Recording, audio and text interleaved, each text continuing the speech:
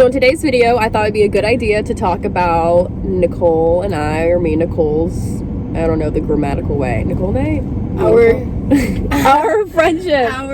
Our friendship of 18 years. I have known this girl since kindergarten, since we were wee little girls, and that's pretty rare to have a friend for that long and to sustain that friendship and keep it. Whenever we introduce ourselves at parties or gatherings or whatnot, people are always so taken aback because you don't really hear that often of a friendship lasting that long. So I thought it'd be a good idea to share kind of insights into our relationship, how we've made it work, even during times when we've separated and been a little distant from each other. So I first want to start off by saying that we are kind of like yin and yang, and we're opposites, and that's why we attract one another.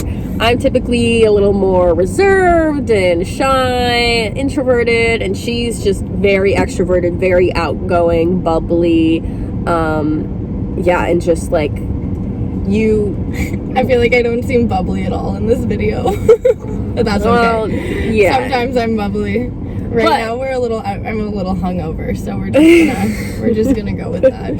That's fine. But we're having a moment, just a little hookup. But if you have ever had the pleasure of seeing Nicole in a social situation, then you would know that like she's there. Like she makes herself known, and in the best way possible. She's very personable.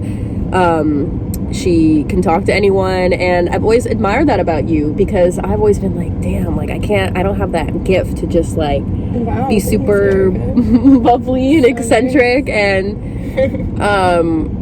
just be able to like make people laugh, because she's also very funny too, and she doesn't even mean to be. It's just like the things I do try to be funny sometimes. I think it is intentional. Funny. Okay, see, you learn something new. I think I'm funny sometimes. I'll crack a joke and I'll be like, that was a good one. Like I already knew it before I said it. Like that's gonna be funny. I'm gonna say it.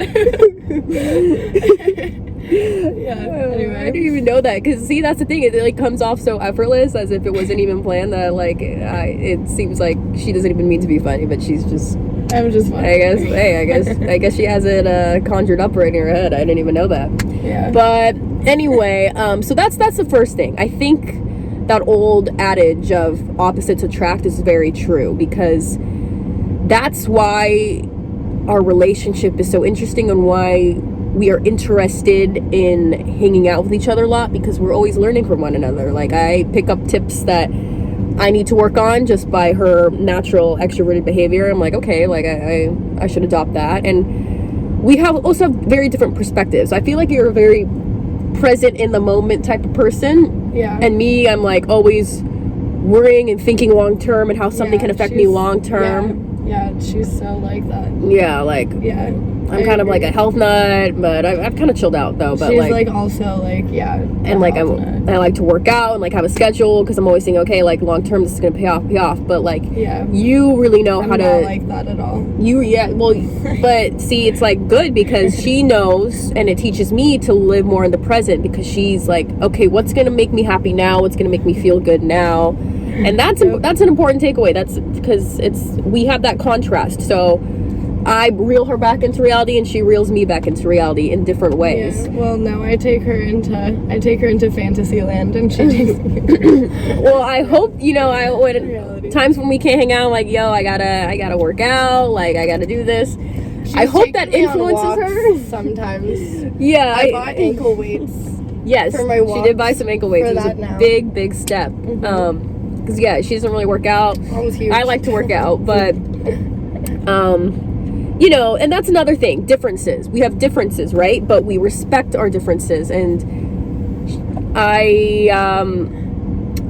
even though I've tried to be pushy in the past, like, oh no, it's working out, it's good, it's so good for you, blah blah blah.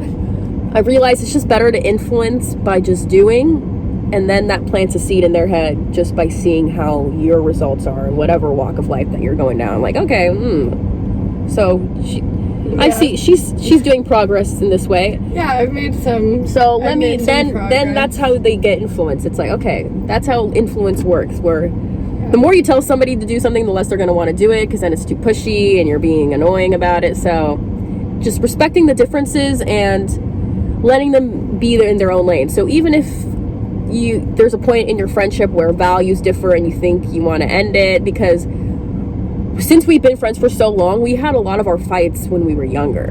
Yeah, I feel like we actually like hashed all of our shit out in like 3rd grade. Yeah. Like low-key, me and Erica too at the very beginning really didn't even like each other. Yeah. Like honestly at all, we were not friends. Mm-mm. And I had beef with her, like she had problems with me. And then eventually we became friends. And yeah, the only time I remember actually like getting like pissed at Erica was like when I was like a child. But like, yeah, since then it's like yeah. The only time we didn't really talk as much was in high school, but it was literally, I think your battery. Oh yeah, no, it's still something going. popped up. It's still going. Anyway,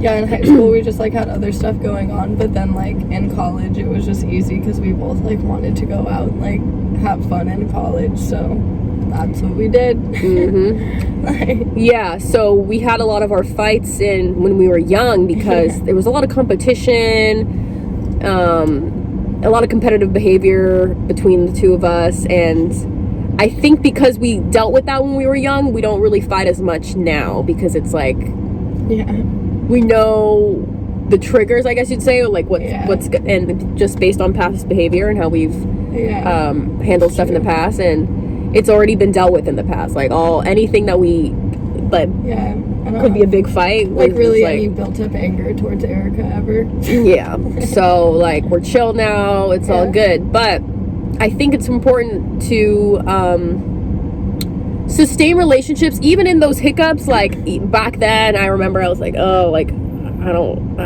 want to be friends with Nicole when we were like fighting, and yeah, it was just like petty stuff, stupid like little girl. Yeah, like we thought like our drama was like the whole world. It was like such a big deal. It was like, no. But I say that to say, like, even if you're having those hiccups or you think your values shift while in a relationship with somebody, it doesn't necessarily mean you have to cut them off. You can distance yourself, because maybe in that point of your life it's good to just be in your own lane and let them be in their own lane and kind of like separate for a bit.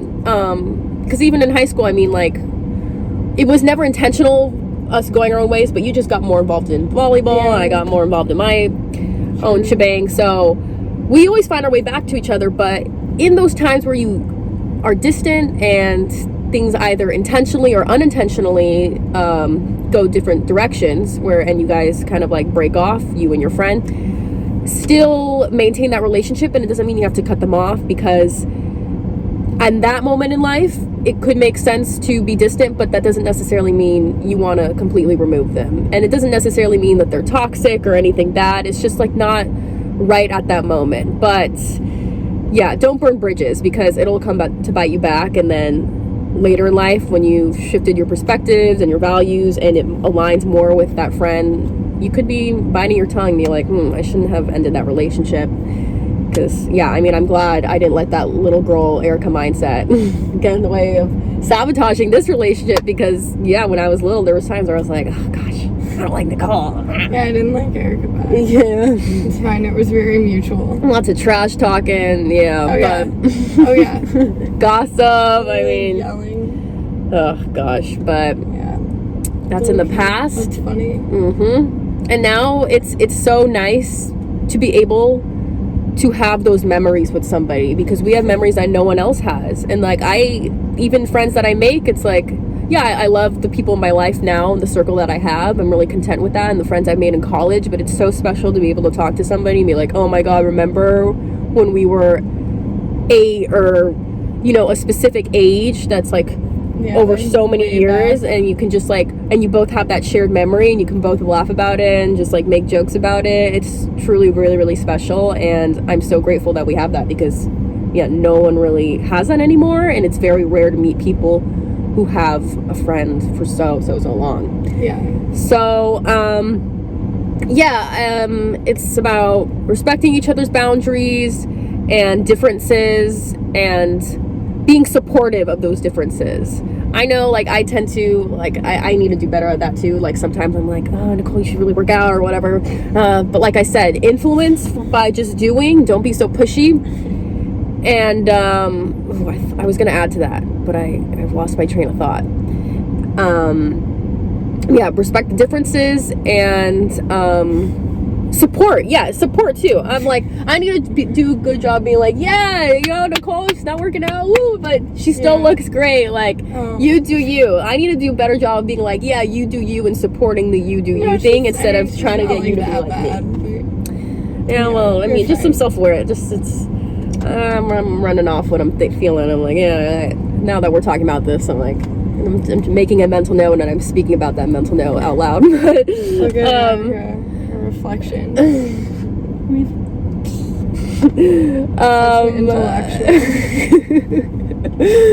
But yeah, anything else you want to add? No, honestly, I think you covered respecting a lot of that. Yeah, why we're friends. And how to sustain a long-term relationship, friendship. We're also like, I feel like, we just have good times together. But I think the opposites attract. That doesn't necessarily. It's not like an end-all be-all. It's not like you have to be opposites in order to find like a long-term friendship partner. But I think that is really what has been the secret. Because when you're opposites, you're always learning from that other person, and it's the learning that like keeps the ball rolling. And it's like, because you're always amazed at the other person because they're so unlike you. That's what keeps it interesting. So and that's all I got. If you're an introvert, try to find an extrovert, because then they'll bring out qualities in you that you can't bring out in yourself. And if you're an extrovert, try to find an introvert, because then, I don't know, you can speak them that, but they can influence you in ways. So definitely.